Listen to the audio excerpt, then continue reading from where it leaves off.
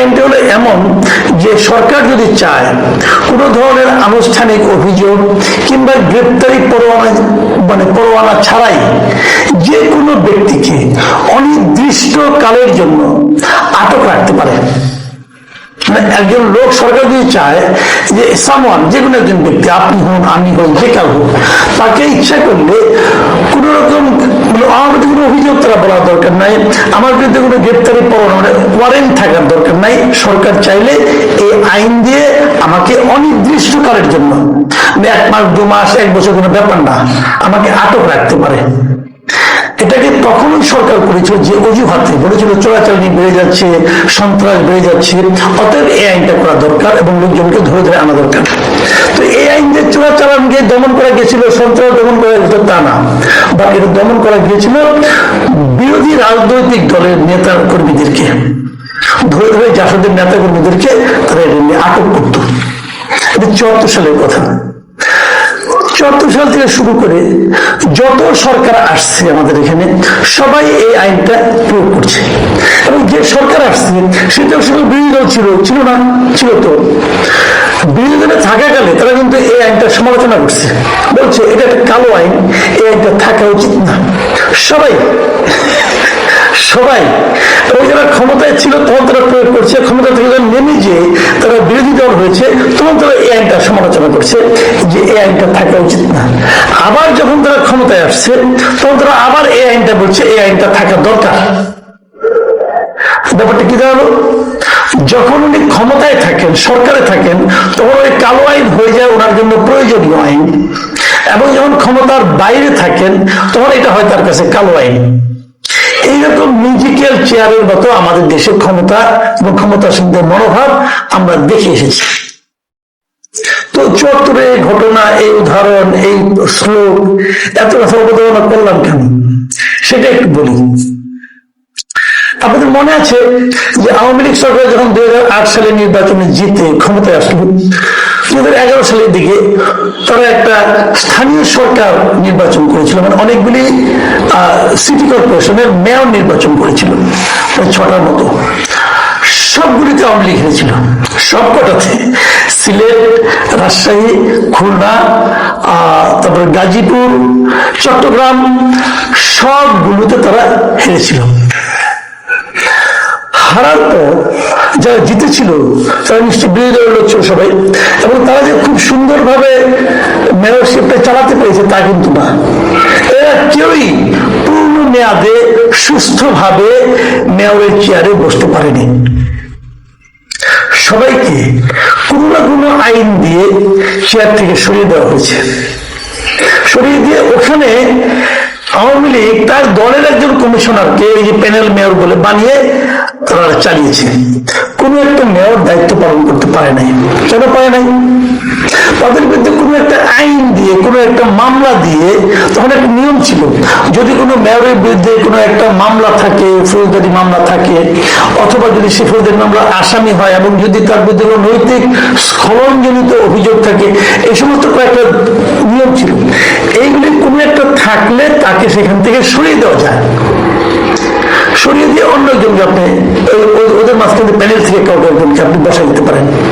প্রত্যেকটা জায়গায় এই ঘটনা ঘটেছিল। মেয়ররা হয় জেলে গিয়েছিল অথবা পলাতক ছিল, ঘটেছে। কিন্তু আমি খুবই সমালোচনা তখনও করেছি, এখনো করি। আমার কথা হলো, একজন লোক জনপ্রতিনিধি, জনগণ তাকে নির্বাচন করেছে, তাকে আপনি একটা প্রশাসনিক আদেশের মাধ্যমে, নির্বাহী আদেশের মাধ্যমে তাকে আপনি সরিয়ে দেবেন কিভাবে? কেন? তাহলে আপনি জনগণের রায়কে অবমাননা করলেন না, এটা উচিত না। একটা ছুতা মাথায় তো আপনি তাকে সরিয়ে দিতেই পারেন, এটা উচিত না।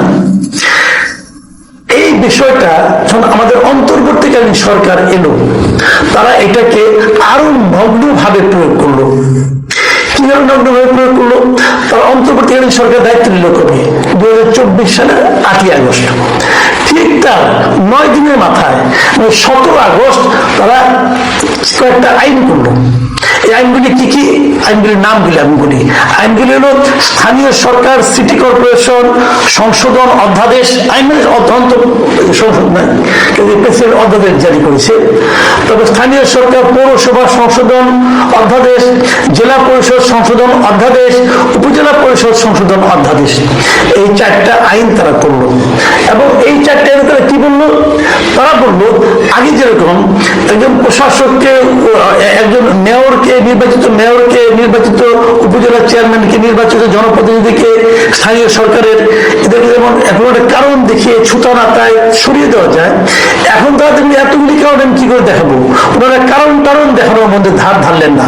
ধার না দিয়ে ওনারা বললেন, মূল কথা হলো ওনারা বললেন যে যদি সরকার মনে করে যে বিশেষ পরিস্থিতিতে অথবা জনস্বার্থে এই জনপ্রতিনিধিদের বরখাস্ত করতে হবে, তাহলে তারা ইচ্ছা করলে করতে পারে। মানে কোন রকম অজুহাত, কোন রকম লেম এক্সকিউজ কিছু দেখাতে হবে না। সরকার মনে করেছে যে বিশেষ পরিস্থিতি বা জনস্বার্থে। এখন বিশেষ পরিস্থিতি কাকে বলে বা জনস্বার্থ কোনটা, এর কোন সংজ্ঞা কিন্তু এই আইনে দেখানো হয় নাই।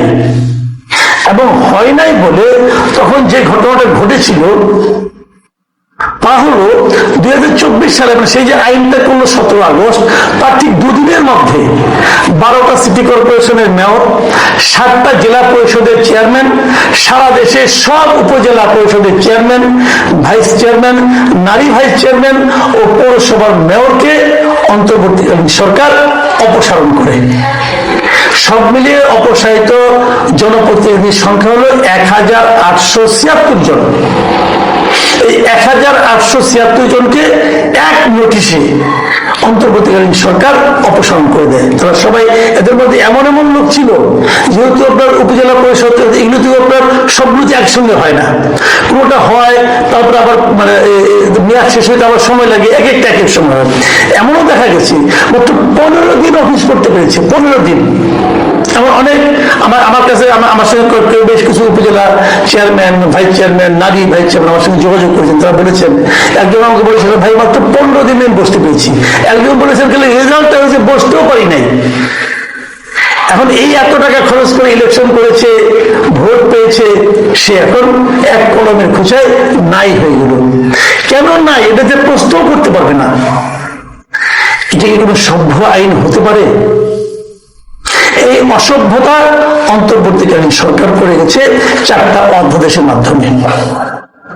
যাক, আগের সরকার ওদের বদনাম বেশি করি না, আমি এখন বর্তমান সরকারের আমলে আসি। আপনারা জানেন যে অন্তর্বর্তীকালীন সরকার 133টা অধ্যাদেশ জারি করেছিল। সেগুলোকে আইন অনুযায়ী এই সংসদ অধিবেশন শুরু হওয়ার পর 1 মাসের মধ্যে তুলতে হবে, আলোচনা করতে হবে, পাশ করতে হবে, আর না হলে বাতিল হয়ে যাবে। গতকালকে কিন্তু আমি বলেছিলাম যে 98টা অধ্যাদেশ তারা হুবহু পাশ করতেছে, যা আছে তাই পাশ করবে। আর বাকি যে থাকলো যে কয়টা 35টা, সেই 35টার মধ্যে কিছু তারা একদম বাতিল করে দিয়েছে, এটা হবেই না। আবার কিছু তারা অধিকতর ভাবে করবে এবং কিছু তারা আলোচনা করবে। এগুলি 3টা ক্যাটাগরিতে রেখেছি। কালকে আমি এগুলি যেগুলি বাতিল করে দিয়েছিল এবং অন্যান্যগুলি গণভোট নাকি তারা মানে তুলবে, কিন্তু আলোচনা মানে বাতিলই হয়ে যাবে বলা যায়, যেগুলো আলোচনা করেছিলাম সেগুলো কালকে বলেছিলাম। আজকে আমি 98টা নিয়ে, 98টার মধ্যে একটা নিয়ে আলোচনা করার জন্য বসছি। আজকে একটা না, 4টা। সেই 4টা কোনটা? এই এতক্ষণ যে আলোচনাগুলি করলাম, ওই যে বললাম 17 তারিখে স্থানীয় সরকার বিষয়ক 4টা অধ্যাদেশ সংশোধন হয়েছে, অধ্যাদেশ হয়েছে, ওই 4টা নিয়ে। ওই 4টা কিন্তু 98-এর মধ্যে আছে, মানে এই 4টা পাস হবে, হয়ে যাচ্ছে, কোনো চেঞ্জ হবে না, যা আছে তাই পাস হবে। এবং এই 4টার মধ্যে কিন্তু ওইটা আছে যে সরকার চাইলে যদি বিশেষ পরিস্থিতির কারণে অথবা জনস্বার্থে যে কোনো স্থানীয় সরকারের প্রতিনিধিকে যে কোনো সময় বরখাস্ত করতে পারবে। তো বিষয়টা কি দাঁড়ালো? বিষয়টা দাঁড়ালো এই, আগামীতে যখন এইটা যখন আইন হয়ে যাবে, তখন আগামীতে যখন কোনো কেউ উপজেলা চেয়ারম্যান হবেন, যখন কেউ কোনো মেয়র হবেন, তিনি যদি অন্য দলের হন, সরকার বিরোধী কোনো দলের হন, সরকার ইচ্ছা করে 2 দিনের মাথায় তাকে বরখাস্ত করে দিতে পারবে। তাহলে ইলেকশন কে করবে? কেবল নিজের দলের লোকজন করবে। আমরা বলেছিলাম না আমি আর দামি নির্বাচন, স্থানীয় সরকারে আমি আর দামি নির্বাচনের একটা ব্যবস্থা আইনগতভাবে পাকাপোক্ত করার চেষ্টা হচ্ছে। ইহা কি গণতন্ত্র? আমরা এটাকে গণতন্ত্র বলবো? আপনারা অন্তর্বর্তীকালীন সরকারের অগণতান্ত্রিক অনেক অধ্যাদেশ বাতিল করে দিলেন, এই চেকটা রাখলেন কেন? আপনার পক্ষে যায় তাই? নতুন সরকার এসেছে, অনেকে আমাকে বলেন নতুন সরকার মাত্র দায়িত্ব নিল, একে সমালোচনা কেন করেন? আমি সমালোচনা করতে চাই না, বিশ্বাস করেন আমি চাই নতুন সরকারকে সমর্থন করতে। পাশাপাশি আমি এটাও তাদেরকে অনুরোধ করবো এমন কিছু করেন যেন সমর্থন করতে পারে। এটা কি সেই কাজ? এই কাজের সমর্থন কে করতে পারবে বলেন আপনি আমাকে? গণতান্ত্রিক মন মানসিকতা যার মধ্যে সামান্যতম আছে সে পারবে এটাকে সমর্থন করতে? মির্জা ফখরুল ইসলাম আলমগীরের মিনিস্ট্রি, এটা ওনাকে তো আমি একজন ভদ্রলোক হিসেবে জানি। আপনি এরকম স্বৈরাচারী একটা আইনকে সাপোর্ট করতেছেন? কিভাবে করতেছেন ভাই? আপনি তো বয়স হয়েছে না, আপনার বয়স হয়েছে, আপনি এমন কিছু করেন যেন আপনার মৃত্যুর পরে মানুষ আপনাকে প্রশংসা করে যেন এই লোকটা গণতান্ত্রিক ছিল, এই লোকটা একটা ভালো কাজ করে গিয়েছে। এটা ভালো কাজের নমুনা বলেন ভাই? আচ্ছা বাদ দেন, আমি তাও বাদ দিলাম, ওনার কাছে আমি ব্যক্তিগত কোনো ওনার ভালো মানুষই চাই না, আমি ধরে নিলাম উনি একটা এই লোক। কিন্তু আপনি আমাকে বলেন আপনার দলের কি আদর্শ? আসেন আমি দুটো পয়েন্ট আসেন। এক নম্বর পয়েন্ট হলো আমরা জানি যে এই সরকার শুরু থেকেই মানে সরকার বিএনপি অনেক আগের থেকেই 31 দফা রাষ্ট্র সংস্কার আন্দোলন তারা করতেছিল, মানে একদম শেখ হাসিনার আমল থেকে কিন্তু 31 দফা রাষ্ট্র সংস্কার করবে। সেই 31 দফা 21 নম্বর দফাটা কি জানেন? আমি আপনাদেরকে পড়ে শোনাই। 21 নম্বর দফাটা হলো যে স্থানীয় সরকার প্রতিষ্ঠানগুলিকে শক্তিশালী করা। সেখানে বলা হয়েছে যে মৃত্যুজনিত কিংবা আদালতের আদেশে পদ শূন্য না হলে স্থানীয় সরকার প্রতিষ্ঠানে সরকারি প্রশাসক নিয়োগ না করা এবং আদালত কর্তৃক দণ্ডপ্রাপ্ত না হওয়া পর্যন্ত স্থানীয় সরকারের প্রতিনিধি নির্বাচিত প্রতিনিধিদের নির্বাহী আদেশের বলে বরখাস্ত বা অপসারণ না করার কথা মানে করা যাবে না। ওরা কিন্তু নিজেরা বলেছে যদি একজন স্থানীয় সরকার প্রতিনিধির মানে মেয়রের যদি তার মৃত্যু না হয় তাহলে ওই পদে কাউকে তারা সরকারি লোক প্রশাসক নিয়োগ করবে না, অথবা তাদের মধ্যে মামলা আছে, মামলা হলেই অপসারণ করবে না, অপসারণ করবে না, বরঞ্চ যতক্ষণ পর্যন্ত দণ্ডপ্রাপ্ত না হবে, আদালত যদি তার বিরুদ্ধে দণ্ডাদেশ দেয় তখন তাকে অপসারণ করবে, এর আগে করবে না। এটা কেন করেছিল? ওই নিজেদের যে অতি তিক্ত অভিজ্ঞতা ওটা একদম মাথায় রেখে করেছিল। তাদের মেয়রগুলিকে জাস্ট একটা মামলা দিয়ে অপসারণ করা হয়েছিল, মামলা রায় কিন্তু রায় পর্যন্ত অপেক্ষা করবেন আগে অপসারণ করছিল। এই জন্য তারা বলছে যদি সেটা ফৌজদারি অপরাধে দণ্ডিত হয় তখন তারা অপসারণ করবে, এর আগে না, বলেছে তো, মাথায় রাখেন।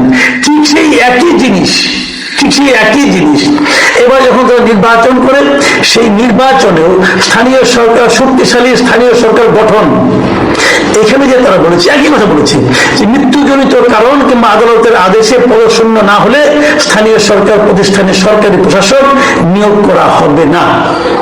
তাহলে স্থানীয় সরকার কোনো প্রশাসক নিয়োগ করা হবে না। এই সরকার প্রথম দায়িত্ব নেওয়ার পর যে অপকর্মটা করেছে, আমার বিবেচনা অপকর্ম করেছে, সেটা হলো যে বিভিন্ন সিটি কর্পোরেশনে তার নিজস্ব দলীয় লোককে প্রশাসক হিসেবে নিয়োগ করেছে। প্রথমে 6টা, পরে আরো 5টা। এটা আপনি প্রশাসক হিসেবে নিয়োগ করলেন কেন? আপনার 31 দফা যা বলছেন আপনার মানে নির্বাচনী ইশতেহার যা বলছেন তার ঠিক উল্টো কাজটা আপনারা করলেন। আপনি জনগণের কাছে অঙ্গীকার করেছেন এটা আপনি প্রশাসক নিয়োগ করবেন না, করলেন কেন? দলীয় লোক নিয়োগ করলে নিয়ে আলোচনা করি না, প্রশাসক নিয়োগ করেছেন কেন করলেন? এর বাইরে জেলা পরিষদগুলিতে সবগুলি জেলা পরিষদে আপনারা প্রশাসক নিয়োগ করেছেন দলীয় লোককে, কেন? জনগণের কাছে করা অঙ্গীকার এত দ্রুত ভাঙতে একটু চক্ষু লজ্জা হলো না আপনাদের? একটুও না। আমরা আপনাদেরকে একটা গণতান্ত্রিক শক্তি ভাবতে ভালোবাসি। আমাদের সেই যে চিন্তাটা, সেই আকাঙ্ক্ষাটা আপনাদেরকে ঘিরে, সেটা অন্তত কয়েক মাস ধরে রাখেন ভাই, কয়েকটা মাস ধরে রাখবেন? আমি বুঝি না। প্রিয় দর্শক, আপনারা কি বুঝেন? আল্লাহ হাফিজ।